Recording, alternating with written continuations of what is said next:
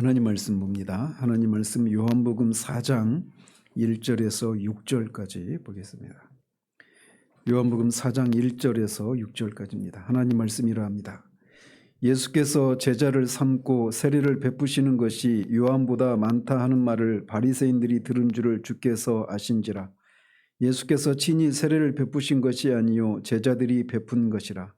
유대를 떠나사 다시 갈릴리로 가실새 사마리아를 통과하여야 하겠는지라. 사마리아에 있는 수가라 하는 동네에 이르시니 야곱이 그 아들 요셉에게 준 땅이 가깝고 거기 또 야곱의 우물이 있더라. 예수께서 길 가시다가 피곤하여 우물 곁에 그대로 앉으시니 때가 6시쯤 되었더라. 아멘.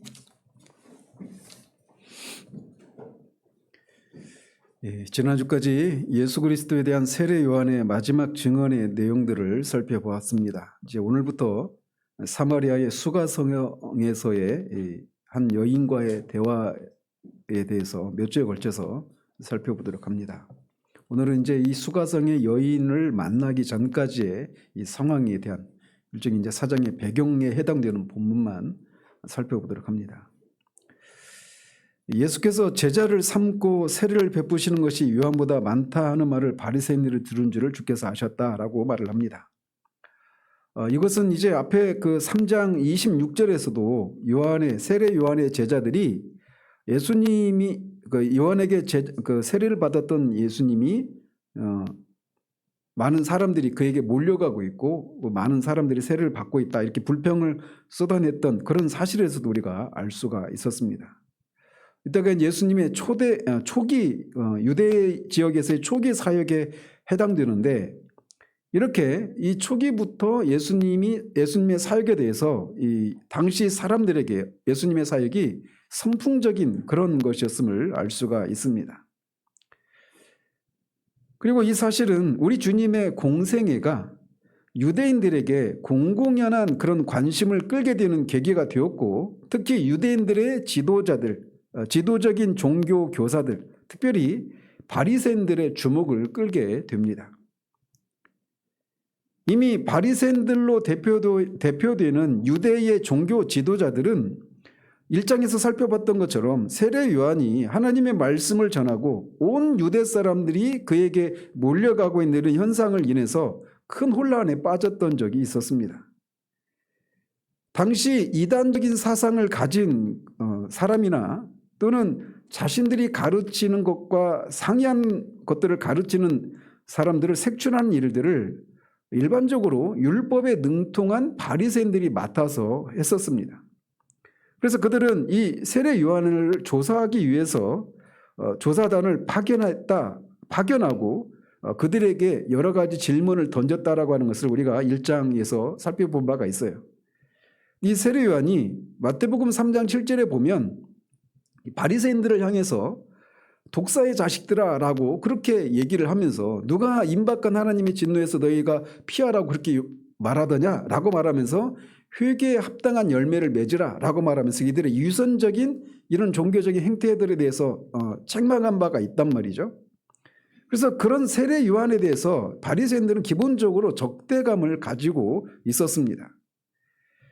따라서 앞에 요한복음 1장 19절에서 25절에 나오는 이 바리새인들로 대표되는 이 조사단이 세례 요한에게 던진 질문은 굉장히 집요했어요. 요한은 그들에게 자신은 엘리야도 아니고 메시아도 아니고 또 그 선지자도 아니다 라고 말하면서 나는 비록 물로 세례를 베풀지만 내 뒤에 오는 이는 나보다 훨씬 큰 위대하신 분이셔서 나는 그분의 신발끈도 풀 자격조차 없는 그런 사람이다라고 하는 말을 그들에게 한 바가 있습니다. 그런데 이제 예수께서 요한보다도 더 많은 수의 제자를 삼고 세례를 주면서 이제 더 큰 세력으로 부각되고 있다라고 하는 말을 바리새인들이 들었을 때 그들의 마음은 요한 때보다도 더 큰 어떤 혼란을 겪게 되었을 뿐만 아니라 예수님에 대해서도 세례 요한에 대해서 그랬던 것처럼 적대감이 컸을 것입니다. 더군다나 2장에서 살펴봤던 것처럼 예수님이 유대 지역에서 이게 초기 사역을 하기 전에 6월절에 성전에 올라가서 그 성전을 뒤엎는 일을, 정화시키는 일을 하시지 않았습니까? 그때도 말씀드렸지만 이 성전에서 희생 제물들을 사고 파는 일들, 그리고 성전세를 바치기 위해서 돈을 환전하는 이런 일들은 오랫동안 지속되었던 일이었음에도 불구하고 아무도 그것에 대해서 문제 제기를 하지 않고, 심지어 예수님처럼 그렇게 그들의 상을 엎어버리고 짐승들을 쫓아내는 이런 과격한 일들을 아무도 하지 않았었는데 예수님이 거기서 그런 일을 했단 말이죠. 이것은 그들이 가지고 있는 어떤 종교적인 기득권 체제를 흔드는 그런 일이었고, 유대 사회 속에서 그들이 가지고 있었던 영적인 권위에 대한 큰 도전이었습니다.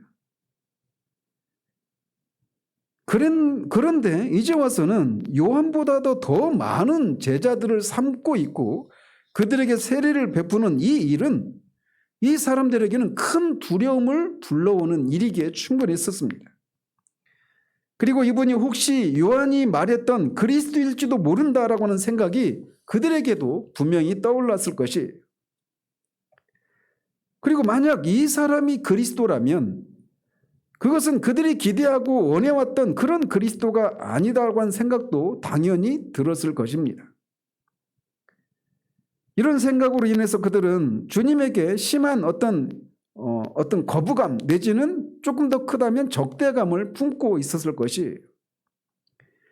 그럼에도 불구하고 사도 요한, 이 책을 기록하고 있는 사도 요한은 예수님에 대한 바리새인의 적대감을 노골적으로 밝히고 있지 않는 것을 봅니다.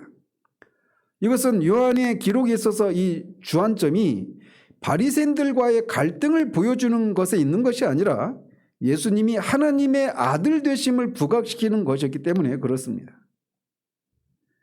따라서 사도 요한은 1절에서 예수께서 바리새인들의 질시를 받았고 그들과의 충돌을 피해서 갈릴리로 물러가셨지만 이런 사실을 표면적으로 바리새인들의 적대감 때문에 물러갔다 이렇게 기록하고 있지는 않단 말이죠.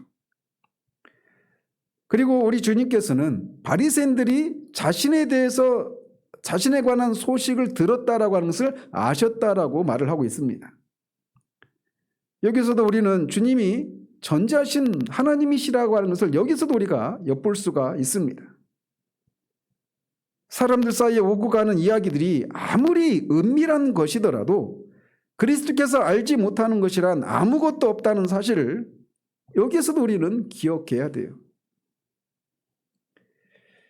이렇게 1절은 주님이 이제 왕성하게 전개되던 초기 유대 사역을 정리하고 왜 그분의 사역 장소를 갈릴리로 그렇게 가게 되었는가에 대한 이 배경을 말해주고 있습니다.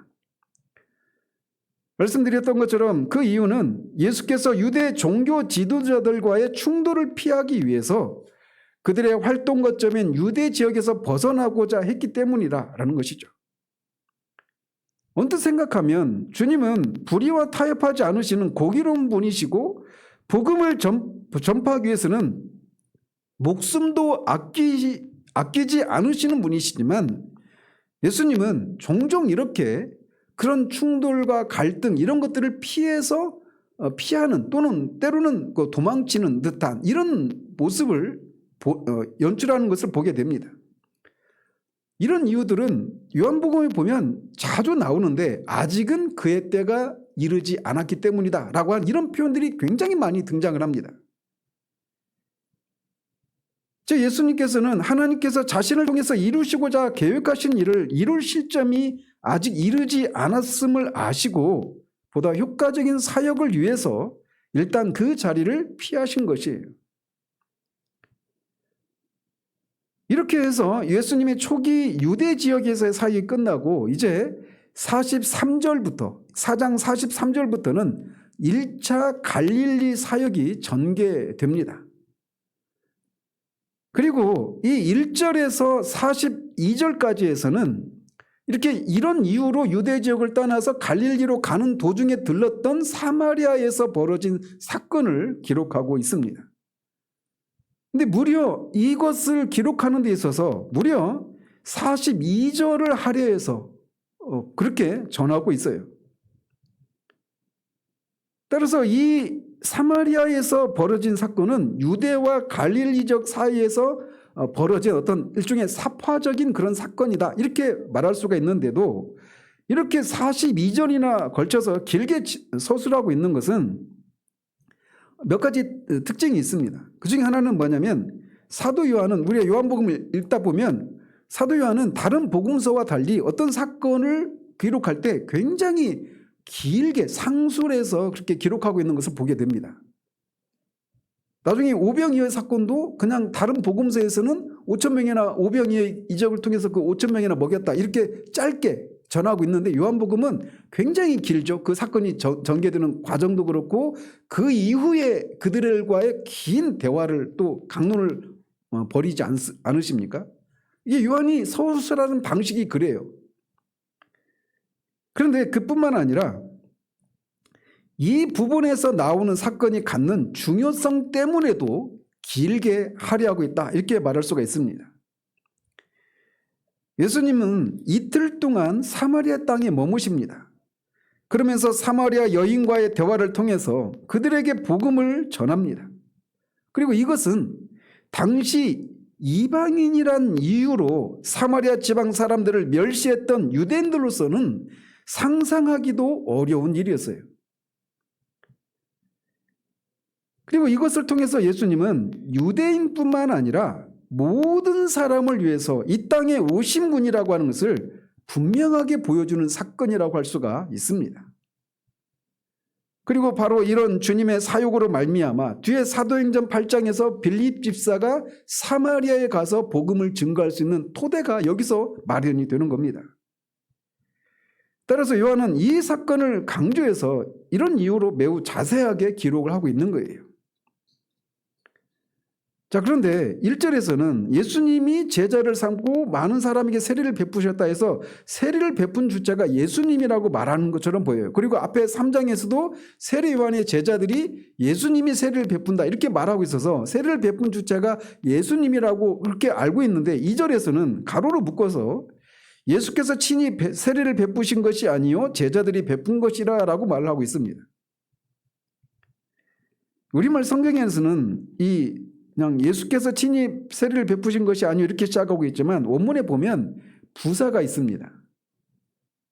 그래서 여기는 물론 사실은 이런 의미가 있어요. 그것을 우리가 우리말 성경에서 번역을 하지 않았는데, 사도 요한이 2절을 이렇게 괄호로 묶어서 기록하고 있는 목적을 생각할 때 이 부사를 번역하지 않은 것은 잘못된 번역이다, 이렇게 말할 수가 있습니다. 2절을 보시면 이 2절이 괄호 안에 묶여있지 않습니까? 이것은 예수께서 직접 세례를 주시는 것처럼 진술한 4장 1절 그리고 3장 22절에 대한 그것에 대해서 설명하기 위해서 삽입된 구절이기 때문에 괄호로 묶고 있는 겁니다. 즉 세례를 준 것은 주님이 아니라 주님의 제자들이 베풀었다라고 하는 것을 강조해서 설명하기 위해서 이렇게 괄호를 묶어놓고 있는 거예요. 따라서 원문의 의미를 살리면, 물론 1절에서는 예수님이 세례를 베풀었다 이렇게 하고 있는데, 물론 사실은 예수께서 친히 세례를 베푼 것이 아니요 제자들이 베푼 것이라, 이렇게 원문은 그렇게 되어 있는 거예요. 즉 예수께서 세례를 베푼 것은 주님이 아니라 제자들이라는 것입니다. 즉 예수께서 단 한 사람에게도 물로 세례를 베푸신 일이 없다라는 사실을 강조하는 의미로 이 부사를 사용하고 있단 말이에요. 물론 사실은 이라고 하는 이 단어를. 그리고 이 세례를 베푸신 것이라고 할 때 여기 시제가 미완료 시제입니다. 그래서 이것은 계속적이고 반복된 동작을 나타내는 시제예요. 따라서 예수님이 이렇게 세례를 베푸신, 한 번만 세례를 베푼 것이 아니라 이게 계속해서 모일 때마다 세례를 베푸는 이런 일을 하고 계셨다라고 하는 것을 말해주는 것이고, 이렇게 그것 때문에 사람들이 많이 몰려가는 것을 본 이 세례 요한의 제자들이 예수님이 세례를 베풀었다, 이렇게 잘못된 그 소식을 전하고 이것이 점점 더 이렇게 부풀려져서 예수님이 세례를 베푼 것처럼 그렇게 사람들이 알고 있었단 말이에요. 요한은 세례 요한이 그분에 대해서, 주님에 대해서 증거했듯이 예수님은 성령으로 세례를 베푸시는 분이시지 물 세례와는 상관이 없는 분이란 말이에요. 자, 그렇다면 사도 요한은 왜 이렇게 예수님이 아니라 제자들이 세례를 베풀었다라고 하는 이 설명을 해야만 했을까요? 이것은 초대교회 상황을 볼 때 이것이 이런 설명이 필요했기 때문에 그렇습니다. 고린도서에서 우리가 볼 수 있는 것처럼 고린도 교회만 하더라도 그 사람들이 분열이 일어나지 않았습니까? 그러면서 그 중에 하나가 뭐냐면 나는 게바에게 세례를 받았다, 아볼로에게 또는 뭐 바울에게, 심지어는 그리스도에게 그리스도파다 이렇게 주장하는 사람까지 생겼단 말이에요. 그래서 당시 성도들 사이에는 누구로부터 세례를 받았느냐 하는 것이 뜨거운 관심사였습니다. 근데 이게 우리들도 그런 게 없지 않아 있습니다. 그래서 유명하고 뭐 큰 교회에서 세례를 받은 것을 은근히 자랑스럽게 여기는 듯한 이런 것들도 우리 안에 있지 않습니까? 그래, 당시 그런 것들이 있었단 말이에요. 그러나 사도들은 그리스도께서 자신을 사도로 파송하신 것은 세례를 베풀기 위한 것이 아니었다라고 하는 것을 분명히 인식하고 있었어요. 따라서 이 요한복음을 기록하고 있는 사도 요한은 이미 고린도서나 다른 복음서가 다 기록된 후에 최소한 20년에서 30년 후에 요한복음을 기록하고 있지 않습니까? 그래서 당시 초대교회 상황 안에서 세례 요한과 예수님의 관계에 대해서, 세례를 중심으로 해서 세례 요한과 예수님의 관계에 대해서 오해하고 있는 것에 대한 이 설명을 해야만 했던 거예요. 어떤 오해를 하고 있었느냐면 예수님이 요한의 제자이거나 최소한 그의 뒤를 잇는 후계자라고 하는 것을, 세례를 예수님이 베풀었다, 요한이 베풀었던 세례를 예수님이 그 요한에게 세례를 받은 예수님이 똑같은 세례를 베풀었다 이렇게 되면 예수님이 세례 요한의 후계자이거나 예수님의 그 세례 요한의 뒤를 잇는 그런 분으로 인식되기가 쉬웠단 말이에요.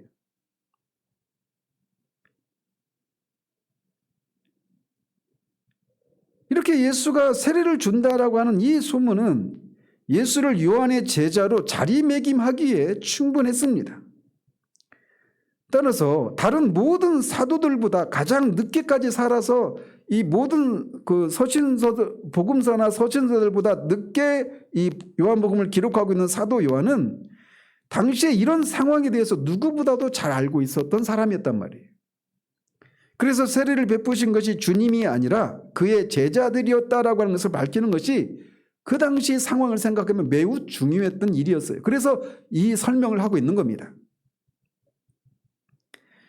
한편 우리 주님은 요한이 베풀던 세례를 제자들을 시켜서 베풀게 하셨어요.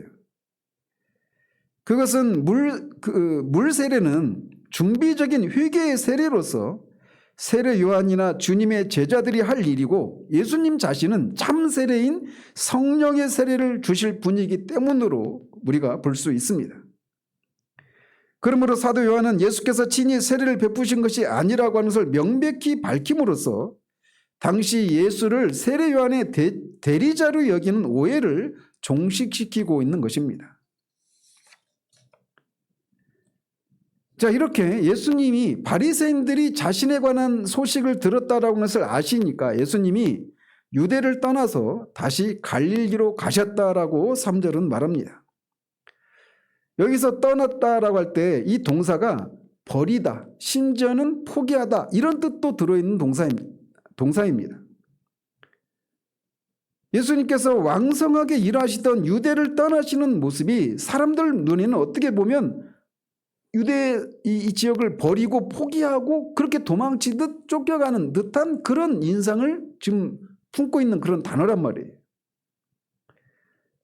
그렇지만 예수께서 서둘러 떠나신 것은 앞에서도 말씀드린 것처럼 유대에 있는 사람들 모두를 포기하셔서가 아니라 유대 종교 지도자들과의 불필요한 마찰을 피하시기 위해서 그렇게 피하신 것입니다. 유대에서의 주 예수의 이 복음 전파와 특히 많은 사람들에게 세례를 준 것은 분명히 유대인 지도자들에게 그들을 크게 분개시키는 그런 일이었었습니다. 그리고 어쩌면 여기는 기록되어 있지 않지만 주님의 일이 진척되는 것을 방해하려고 하는 모종의 어떤 조치들이 벌써 취해지고 있었을지도 모릅니다. 왜냐하면 주 예수의 가르침은 그들의 가르침과 모순되었고 그의 영향력이 그들의 권위를 약화시킬 정도로 위협적인 것이었기 때문에 그렇습니다. 우리가 다른 복음서들을 보면 예수님이 강론을 하시면 말씀을 하시면 서기관들과 다른 그런 권위를 느끼는 일들을 일어나지 않습니까? 한 번도 그런 것들을 경험해 본 적이 없단 말이에요. 그 바리새인들의 입장에서는 그런 것들이 굉장히 위협적인 그런 모습으로 다가왔을 것이 분명하단 말이죠. 어쨌든 주님은 그들과의 갈등을 피해서 아직 아버지의 뜻이 성취될 때가 아님을 아시고 이렇게 그 지역을 떠나서 갈릴리로 가신 것입니다. 자, 그런데 이렇게 우리 주님이 유대에 있다가 갈릴리로 가셨다라고 말하는데 이 유대에서 갈릴리로 가는 길은 크게 두 가지 길이 있습니다. 그래서 우리나라를 가지고 얘기하자면 유대 지역은 남쪽에 있어요. 전라남북도 경상남도 이 정도 이 남부 지역이고 사마리아는 충청도 정도 되는 지역에 있고 이제 갈릴리는 뭐 경기도, 서울 이런 정도 지역이라고 생각하시면 됩니다. 그래서 우리가 뭐 전라남도나 이런 어떤 남쪽 지역에서 경기도로 오려면 충청도 이 내륙을 관통해서 올라오는 방식이 있고 또 하나는 외부로 삥 돌아서 강원도로 쭉 올라가지고 올라오는 길도 있죠. 그런 것처럼 당시 유대에서 갈릴리로 가는 길은 그 사마리아의 내륙에 있는 사마리아를 통과하는 그런 방법이 있는가 하면 아니면 동쪽 요단강 동쪽으로 쭉 올라가서 이렇게 우회해서 돌아가는 그런 두 가지 방법이 있었습니다. 근데 우회해서 돌아가면 아무래도 시간이 많이 걸려요. 머니까. 근데 이 사마리아를 유대인들은 통과하기를 꺼려 했습니다. 물론 통과하는 사람들이 없지 않았지만 사마리아를 통과하기를 꺼려 했어요. 왜냐하면 이 사마리아가 가지고 있는 어떤 역사적인 배경 때문에 그렇습니다. 사마리아 이 지역은 여호수아 시대 때 그 에브라임과 므낫세 반지파에게 배당된 지역이었습니다. 그리고 이스라엘이 남북으로 분열이 되고 나서 북이스라엘이 먼저 아수르에 의해서 멸망을 하지 않습니까? 그리고 아수르에서 멸망을 하고 이 사마리아 지역에 남아있던 많은 사람들이 거의 대부분 아수르 제국의 이곳저곳에 흩어져서 살게 되었어요. 강제로 이제 끌려가서.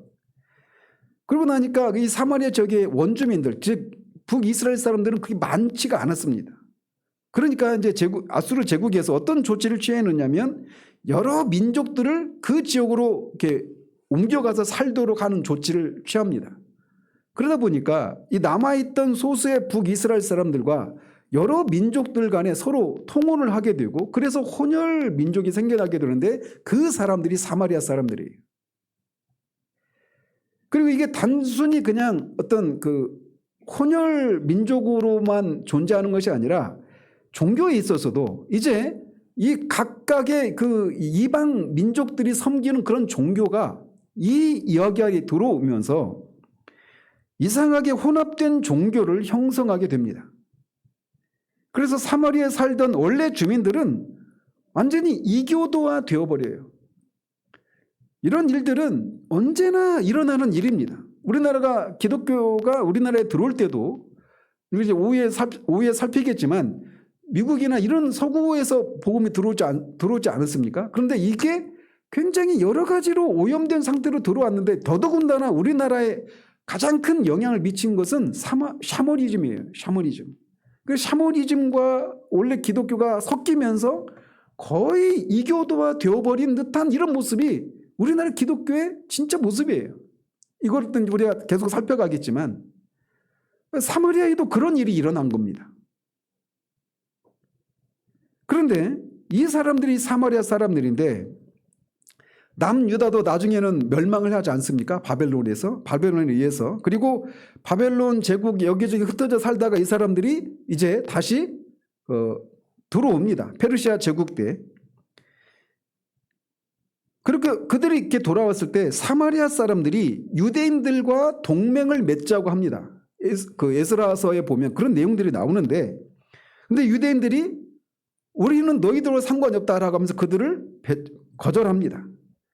그것이 계기가 되어서 사마리아 사람들과 유대인들 사이에는 철천지 원수 같은 그런 관계가 형성이 돼요.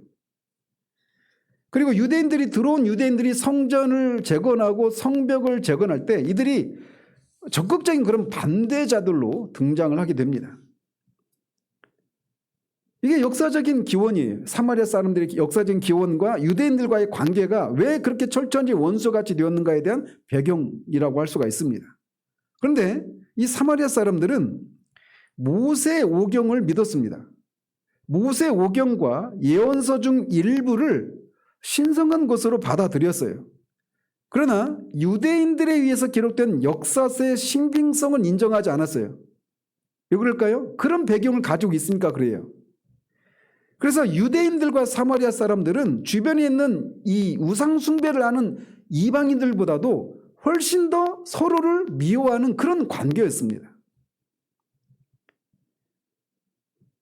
그렇기 때문에 뒤에 8장에 보면 예수님의 이 대적자들이 예수님에게 우리가 너를 사마리아 사람이라 하는 말이 옳지 않냐 이렇게 말을 하거든요. 그러니까 이 말은 사마리아 사람에 대한 유대인들이 갖고 있는 이 적대감과 어떤 그들을 막 모욕하는 이런 것을 예수님에게 지금 퍼붓고 있는 겁니다. 그러니까 이 말은 굉장히 모욕적인 말인 거예요.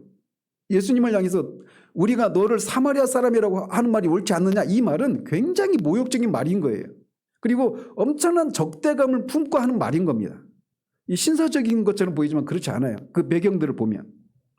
그리고 누가복음 10장에 보면 선한 사마리아인의 그 비유가 있지 않습니까?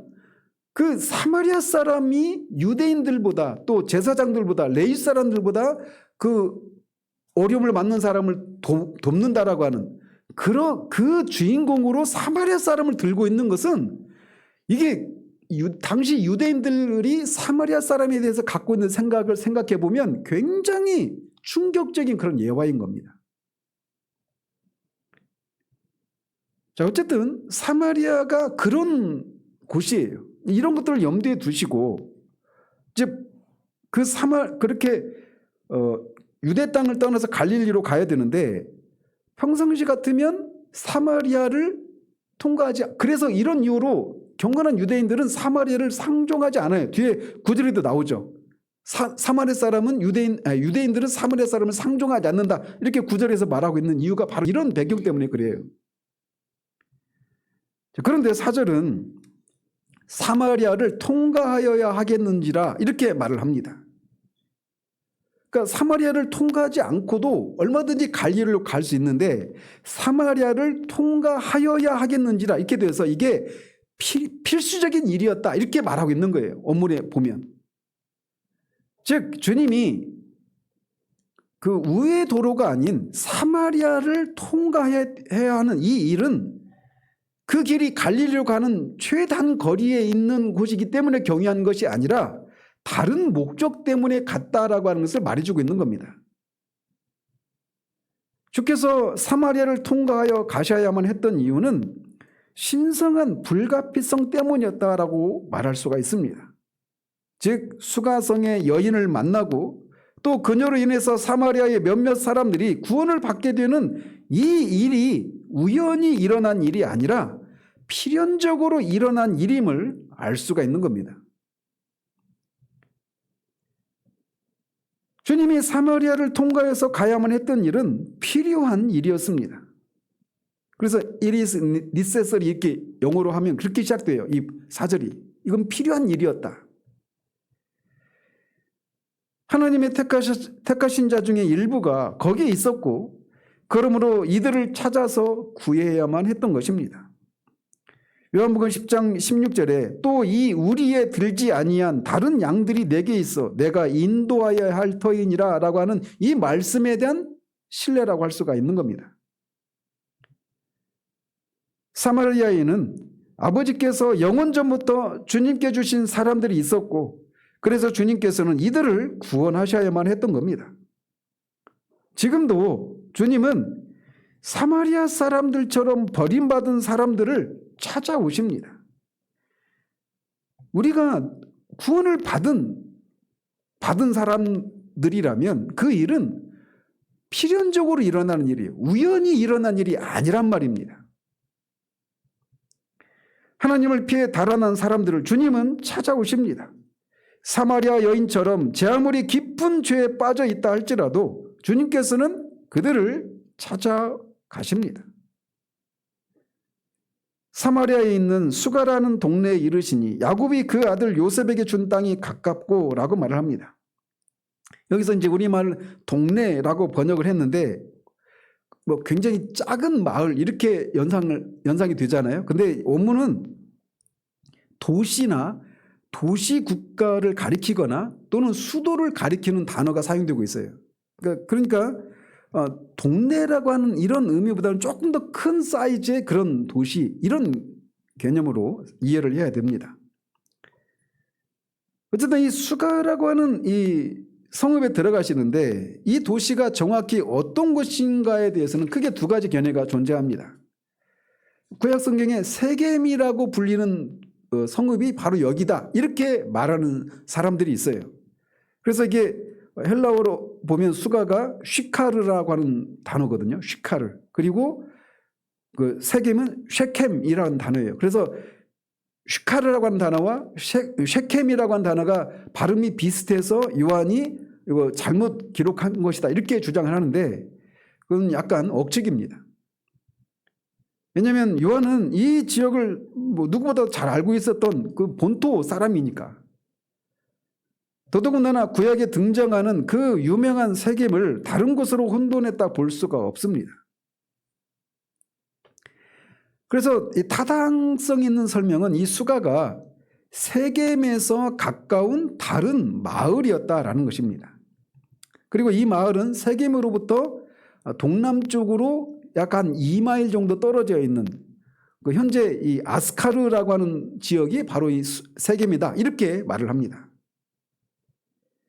이 견해가 더 큰 지지를 받고 있어요. 그리고 이것은 뒤에 야곱이 준 땅에서 가깝다라고 하는 말을 덧붙이고 있는 것으로도 알 수가 있어요. 야곱이 준 땅이 세겜이거든요.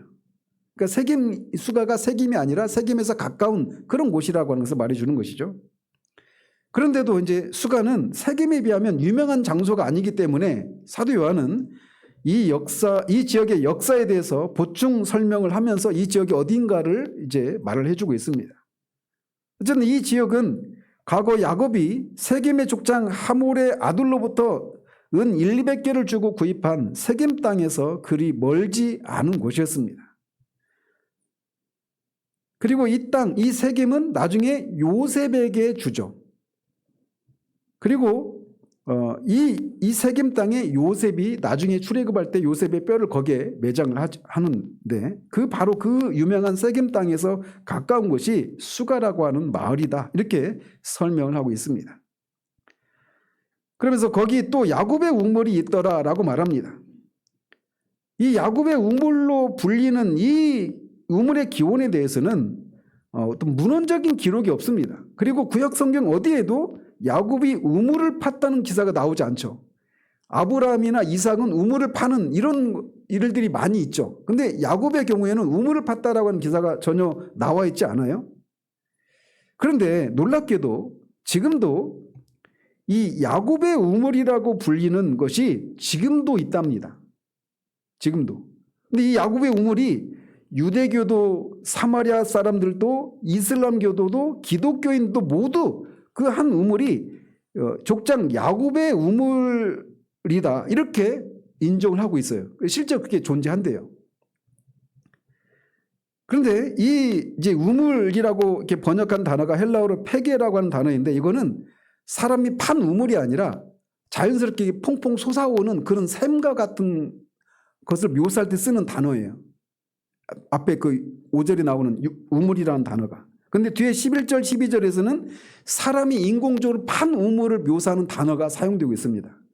그래서 이제 이게 이 우물이 원래 이제 퐁퐁 솟아오르는 그런 샘을 인공적으로 파가지고 만든 우물이기 때문에 이렇게 두 가지 용어를 사용해서 우물 이렇게 표현하고 있다 이렇게 볼 수가 있습니다.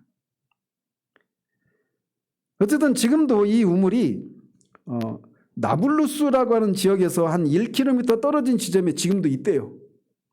근데 이 우물 곁에는 대개 여행자들이 쉴 수 있는 자리가 마련되어 있었는데 거기에 주님이 앉으신 것입니다. 뒤에 보면 예수께서 길 가시다가 피곤하여 우물 곁에 그대로 앉으셨다라고 말하고 있습니다. 이런 표현 하나도 예수님께서 인성을 지니신 분이시라고 하는 것을 우리에게 말해주고 있는 겁니다. 그분은 우리와 마찬가지로 완전한 사람이셨기 때문에 우리처럼 피곤함을 느끼시는 분이셨어요. 지금까지 요한복음을 우리가 보면 예수님의 완전한 신성이 많이 강조되었죠. 그죠?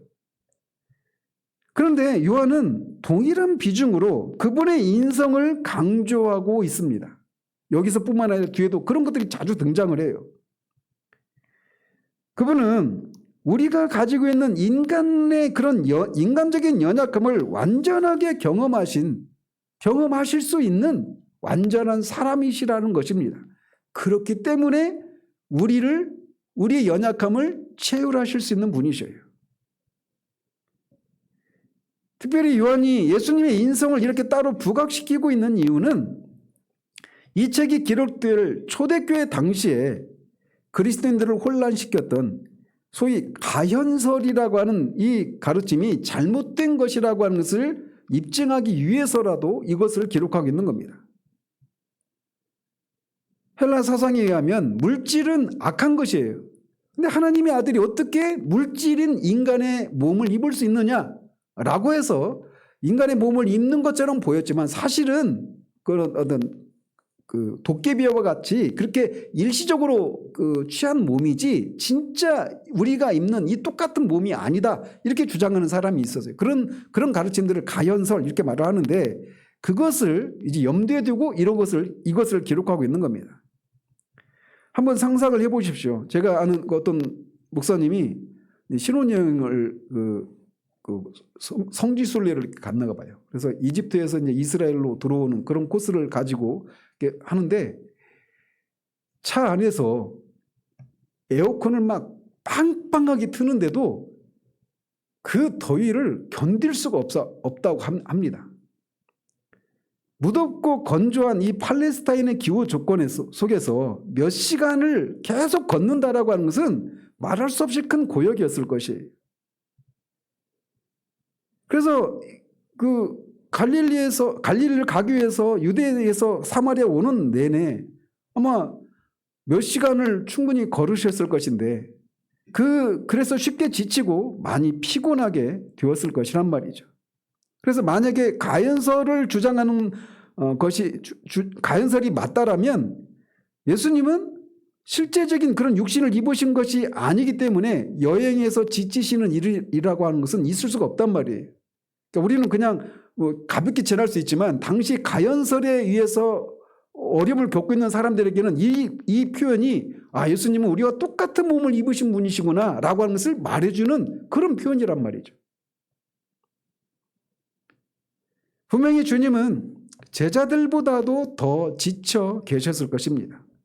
뭘 통해 알 수 있느냐면 뒤에 있는 것처럼 제자들은 마을로 들어가서 먹을 것을 구하러 가잖아요. 근데 예수님은 못 갑니다. 이것을 통해서도 저는 예수님이 육신적으로는 제자들과 크게 다르지 않을 수 있어요. 그렇지만 예수님은 세리 요한이 말하고 있는 것처럼 세상 죄를 지고 가는 하나님의 어린 양이십니다. 제가 그런 표현 하지 않습니까? 예수님이 세상 죄를 지고 가는 것을 이렇게 물리적으로 이렇게 묘사하면 이 화강암 위에 예수님이 지나가신 길 가마다 화강암 위에도 막 발자국이 새겨질 정도의 그런 영적인 고뇌를 늘 지고 가시는 그런 삶을 사셨기 때문에 제자들과는 다른 종류의 그런 더 큰 어떤 정신적인 고뇌 이런 것들을 지고 가셨기 때문에 더 크게 피곤함을 느끼셨을 거란 말이죠.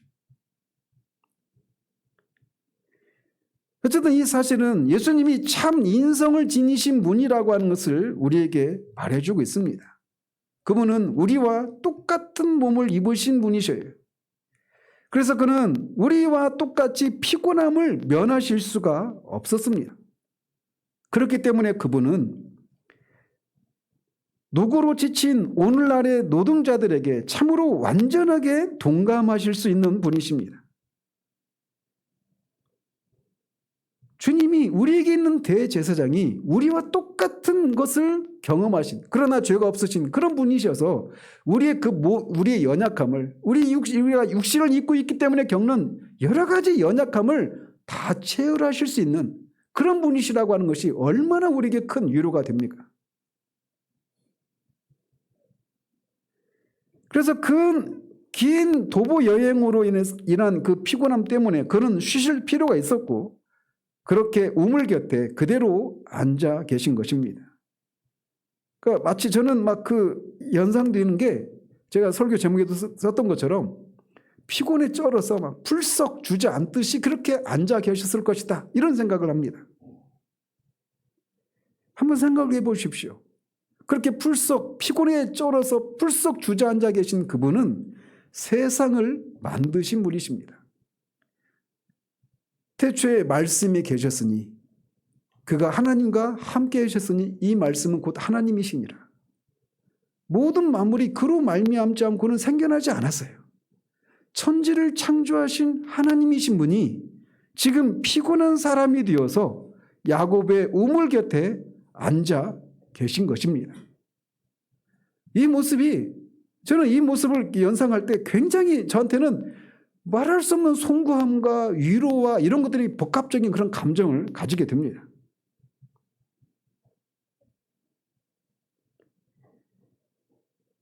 이렇게 우물 곁에 지쳐서 피로하셔서 풀썩 주저앉은 이분은 참 사람이시면서 또한 동시에 참 하나님으로 거기에 앉아 계신 것입니다. 그는 완전한 하나님이시며 동시에 완전한 인간이신 그런 분이십니다. 자, 한편 그때가 6시쯤 되었다라고 말을 합니다. 이게 요한복음을 기록하는 것 중에 그 아주 특이한 그런 점이에요. 언제였더라, 몇 시간, 어떤 장소였는지, 며칠 뒤인지 이런 것들을 계속 묘사하고 있죠. 문맥상 이 시간을 굳이 밝히지 않아도 그 수가성 여인과 나눈 대화를 이해하는데 크게 어려움이 없지 않아요? 그런데 그걸 굳이 밝히고 있어요. 그래서 이것을 통해서 여기에 기록된 내용들이 꾸며낸 이야기가 아니라 확실한 역사적인 사건이었음을 깨닫게 하는 그런 효과를 불러일으키는 겁니다. 그리고 요한도 거기 있었다라고 하는 것을 암시하고 있는 것이기도 하고요. 어쨌든 여기 기록된 6시가 유대식의 시간법을 따라야 되는지 아니면 로마식의 시간법을 따라야 되는지에 대한 견해로 나뉩니다. 그래서 유대식에 따르면 이 6시는 여기에 6시간을 더해서 정오가 됩니다. 12시. 근데 로마법에 따르면, 로마의 시간 계산법에 따르면 말 그대로 오후 6시가 돼요. 근데 오후 6시는 일반적으로 여인들이 물을 깃기 위해서 우물로 나오는 시간입니다. 그리고 요한복음은 주로 이 로마 시간법에 따라서 기록을 하고 있어요. 그런데 최소한 여기에서만은 로마 시간법이 아니라 유대 시간법을 따라야 된다라고 하는 의견이 더 우세합니다. 그래서 정오라는 것입니다. 그렇게 되면 예수님은 한낮에 더위를 피해서 우물가에 잠시 쉬고 있는 것이고 제자들은 그 점심에 먹을 음식을 구하러 마을로 들어가는 것이 되는 거죠. 그리고 사마리아 여인은 다른 사람들이 도덕적으로 불결하다고 여겨서 자신을 싫어하기 때문에 아무도 다니지 않는 이 태양이 장렬하는 그 시간에 우물로 나왔다 이렇게 볼 수가 있는 겁니다.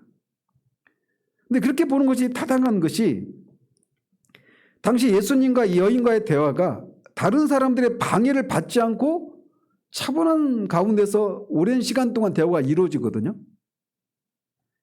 두 사람만 있었잖아요. 그리고 후에 여인이 수가성으로 들어가서 사람들을 불러오고 그 사람들이 또 나와서 예수님과 또 대화를 나누죠.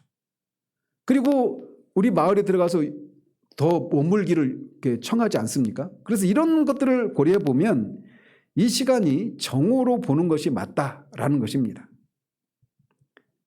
자, 이렇게 수가성의 여인을 만날 준비가 이제 다 되었습니다.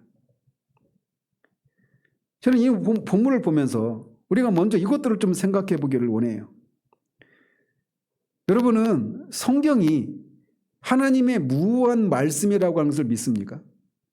성령에 의해서 영감된 하나님의 무한 말씀이라고 하는 것을 믿으십니까? 저는 믿습니다. 성경이 글자 하나하나까지 다 성령의 그런 영감을 통해서 오류가 없는 무한 하나님의 말씀이라고 하는 것을 저는 믿습니다. 근데 뿐만 아니라 성경에 기록되어 있는 성경의 이 배치 있잖아요. 사건을 기록하는 이 배치, 편집하고 배열하고 하는 이런 것에 있어서도 성령이 영감하셨다라고 하는 것을 저는 또 믿습니다. 그래서 니고데모의 대화를 살피면서도 말씀드렸지만 사람이 하나님 나라에 들어가려면 거듭나야 된다 이 얘기를 니고데모에게 하기보다는 이 수가성의 여인에게 해야 될 것 같지 않아요? 그런데 이 거듭남의 진리를 수가성의 여인이 아닌 니고데모에게 하고 있어요. 이것도 그냥 아무런 의미 없이 그냥 우연히 주고받은 대화가 아니란 말이에요. 어쨌든 이 3장과 4장이 서로 완전히 대조되는 두 사람에게 사람과 대화를 나눈 장면인데 그 대조되는 면들을 살펴보면 이 4장에서 이 수가성의 여인과 나눈 대화가 우리에게 얼마나 큰 위로가 되는가를 우리에게 보여주고 있어요. 그래서 3장의 니고데모와 4장의 수가성의 여인 사이에 어떤 대조가 있는지 몇 가지를 보면 이렇습니다. 첫 번째로 우리는 3장에서 니고데모라고 하는 이름을 가진 한 바리새인 남자에 관해서 우리가 기록하고 있는 것을 봤지 않습니까? 그런데 4장에서는 이름이 있어요, 없어요? 이름을 알 수 없는 여자에 대해서 우리가 읽게 됩니다. 이런 면에서 대조가 돼요. 두 번째로는 전자는 신분이 높은 남자, 즉 이스라엘의 선생이었습니다. 근데 이 수가성의 여인은 물을 길러오는 것으로 보아서 비천한 신분의 여자였다라고 하는 것을 알 수가 있어요. 세 번째로는 앞에 나오는 니고데모는 은혜를 받은 유대인이었지만 4장에 나오는 수가성의 여인은 이교도로 이방인으로 취급받는 무시당하는 사마리아 사람이었습니다. 네 번째로 니고데모는 매우 종교적이고 도덕적이고 명성이 높은 남자요 사내들인 공회의 일원이었습니다. 그런데 4장에서 예수님이 상대하신 이 여인은 도덕적으로 매우 저열한 여자였어요. 다섯 번째로 니고데모는 그리스도를 찾아왔지만 여기 4장에서는 그리스도가 그 여자를 찾으십니다. 또 여섯 번째로 대조되는 것은 니고데모는 밤에 그리스도에게 왔지만 4장에서는 그리스도가 한낮에 그 여자에게 말씀을 나누십니다. 일곱 번째로 이 니고데모에게는 그리스도께서 다시 나야 한다, 거듭나야 한다라고 하는 말씀을 하셨지만 이 이방인 죄인에게는 하나님의 선물에 관해서 말씀하십니다. 그러니까 대화 내용이 서로 바뀌어야 될 것 같지 않아요? 그런데 정반대의 대화 내용을 하고 있단 말이에요. 제가 놀라운 부분이 바로 이 부분입니다. 언뜻 생각하면 거듭나야 한다는 얘기는 수가성의 여인에게 하셔야만 할 것 같고 하나님의 선물에 관한 얘기는 니고데모에게 하셔야 될 것 같은데 그렇지 않다라는 겁니다. 오늘 본문을 보면서 말씀드리고 싶은 건 이 부분이에요. 천지를 창조하신 분이 육신의 피로를 인해서 수가성의 우물가에 풀썩 앉아있는 이 모습, 이것이 우리에게 얼마나 위로가 됩니까? 왜 천지를 창조하신 분이 이렇게 육신의 피로 때문에 우물가에 풀썩 주저앉을 정도의 모습을 띠고 있을까요? 가까이는 수가성의 부도덕한 한 여인을 구원하시기 위함이었고, 멀게는 바로 저와 여러분을 구원하시기 위함이었습니다.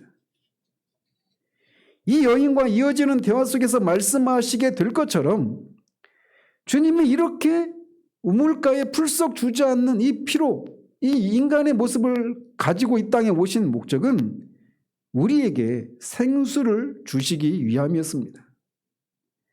세상의 그 어떤 것으로도 채워지지 않는 영혼의 목마름을 해결하게 하시기 위해서 오신 거예요.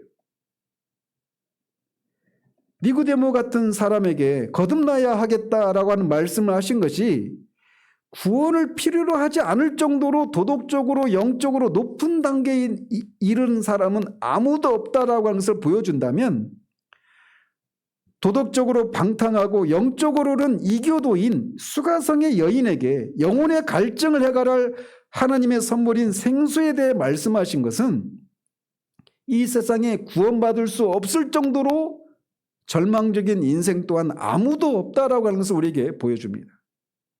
그래서 이런 대조를 통해서 우리에게 위로를 주시는 거예요. 문제는 니고데모도 그렇고 수가성의 여인도 그렇고 자신들에게는 구원이 필요하다라고 하는 것을 알지 못하고 있었다는 것입니다. 니고데모는 혈통적인 이유와 종교적인 이유로 자신은 이미 구원을 받은 사람이라고 착각하고 있었어요.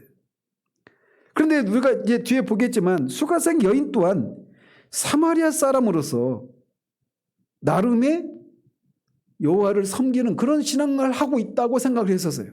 나중에 뒤에 보겠지만.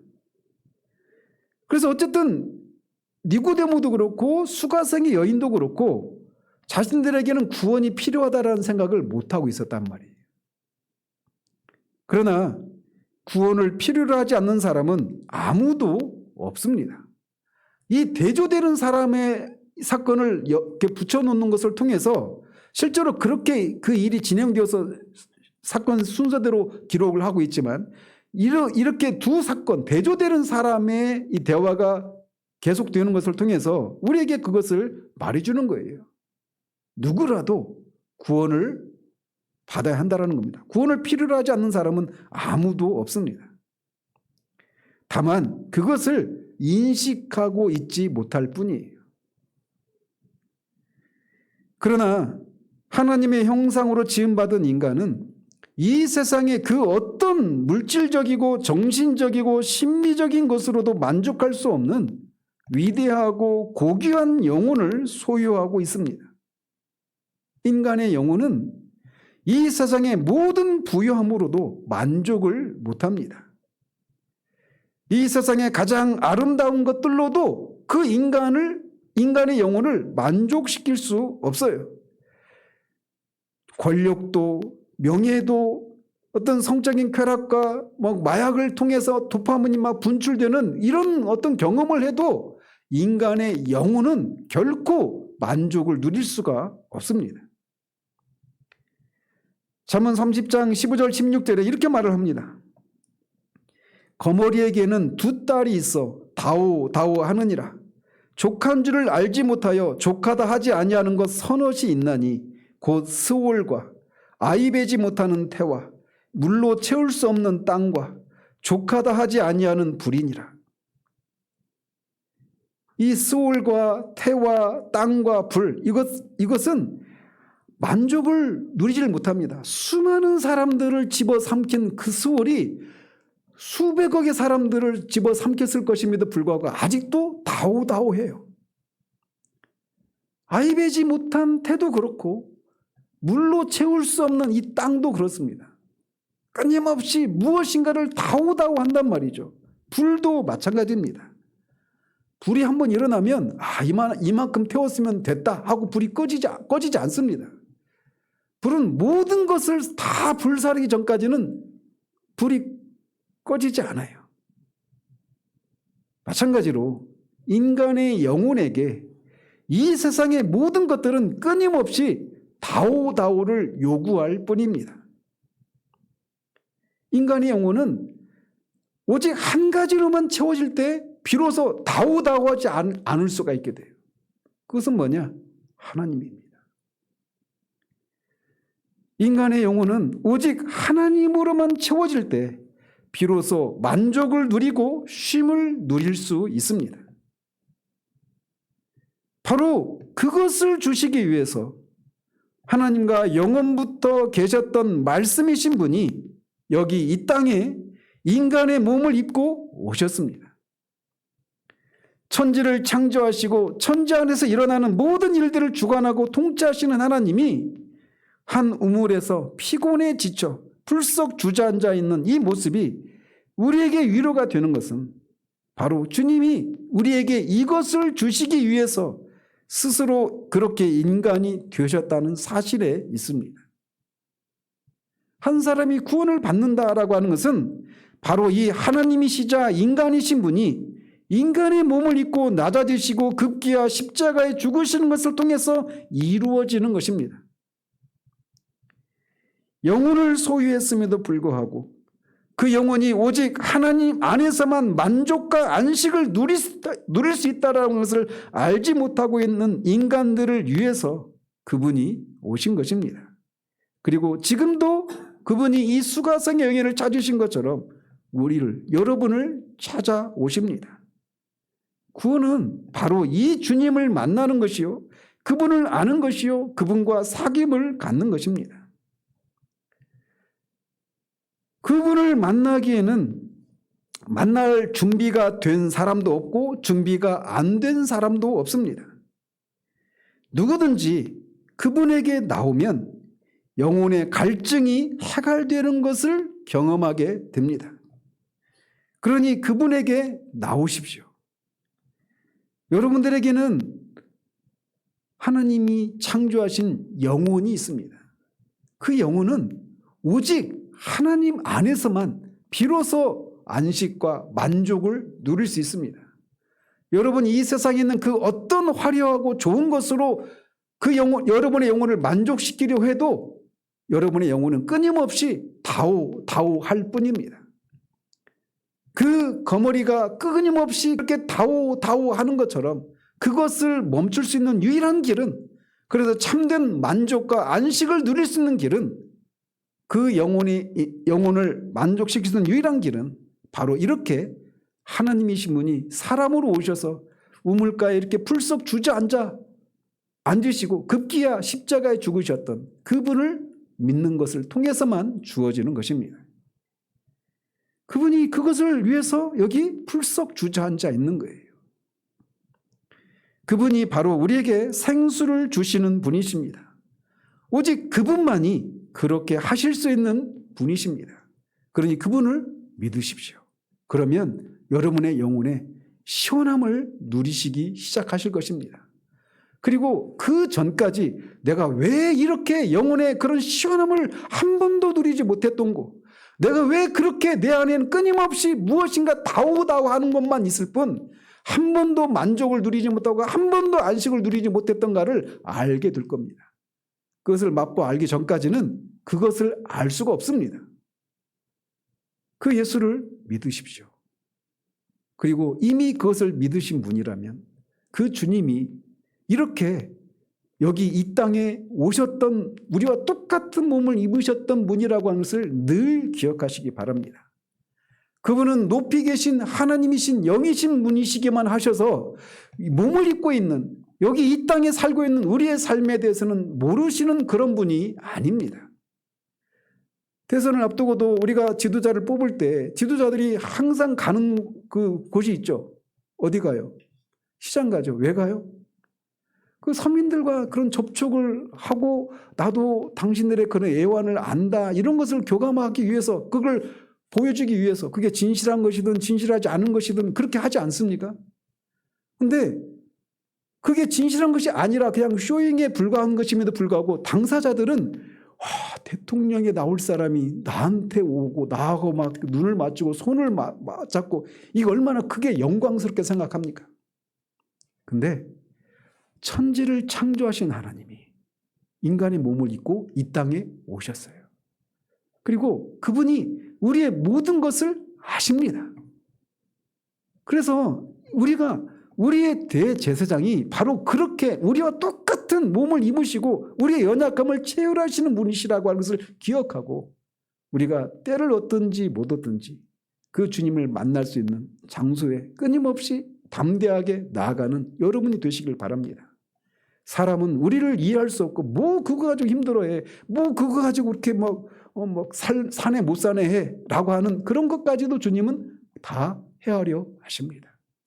이 여인을 나중에 살펴보겠지만 이 여인이 처한 상황을 생각해 보십시오. 아무도 그 여인을 상종하지 않으려고 했을 거란 말이에요. 그리고 그 여인도 스스로 그렇게 생각을 해서 한낮에 왔을 거란 말이에요. 근데 그 여인을 주님이 찾으십니다. 그리고 그 여인이 왜 그런 삶을 살았는가에 대한 해명을 해주셔요. 지금도 주님은 그런 일을 하십니다. 그리고 이미 그렇게 주님을 만난 사람이 이 땅을 살아가면서 겪게 되는 수도 없이 많은 이런저런 인간으로서 겪게 되는 수많은 어려움들을 다 이해하시고 체휼하시는 분이셔요. 그분이 우리의 주님이심을 알고 그분과 우리의 일상의 삶 가운데서 끊임없이 교제를 나누면서 그냥 멀리 계신 주님이 아니라 그 주님이 내 모든 이 상황을 아신다라고 하는 것을 알고 그분과 교제를 나누는 데서 실제적인 그런 주님과 동행하고 주님의 도우심을 입으며 살아가는 그런 삶을 살아가는 우리들 되기를 바랍니다. 기도하겠습니다. 하나님 아버지, 사람의 속에 있는 생각을 다 아시고 천지를 창조하신 하나님, 그 하나님이 인간의 몸을 입으시고 이 땅에 오셔서 한 죄인을 구원하시기 위해서 그렇게 피곤에 절어 우물가에 풀썩 주저앉아 있는 이 모습을 우리가 살펴보았습니다. 주님이 그렇게 오신 것은 우리에게 그 여인에게 약속하듯 우리에게 생수를 주시기 위해서임을 인하여 주님 앞에 감사를 드립니다. 우리에게는 하나님이 창조하신 영혼이라고 하는 것이 있어서 인간의 영혼은 이 세상에 있는 그 어떤 물질적이고 정신적인 것으로 심미적인 것으로도 만족과 안식을 누릴 수 없는 것이며 오직 하나님 안에서만 참된 안식과 만족을 누릴 수 있는데 바로 그것을 주시기 위해서 주님이 오셨음을 인하여 주님 앞에 감사를 드립니다. 하나님, 우리의 눈을 열어주셔서 예수님이 바로 그것을 주시기 위해서 오신 분이심을 알고 그 예수님 믿기를 주저하지 않는 우리들 되기를 원합니다. 정말 예수를 믿으면 우리가 원치 않는 삶을 살아가고 숨막히는 삶을 살게 될 것이라고 하는 사탄의 거짓말로 알게 하시기를 원합니다. 주님 안에서 주님이 주시고자 하신 이 하나님의 선물을 힘써 누려서 한 번밖에 없는 삶을 정말 산 것처럼 사는 그런 사람들 되기를 원합니다. 이미 그런 은혜를 던져본 주의 자녀들에게 주님이 높이 계신 하나님이시기만 하신 분이 아니라 이렇게 우물가에 피곤에 지쳐서 풀썩 주저앉아 계시는, 그래서 우리의 모든 것을 체류하실 수 있는 그런 구세주이심을 우리가 알고 우리가 이 땅의 삶을 살아가면서 겪게 되는 수많은 연약한 상황 가운데 주님 앞에 나아가기를 두려워하지 않는 우리들 되기를 원합니다.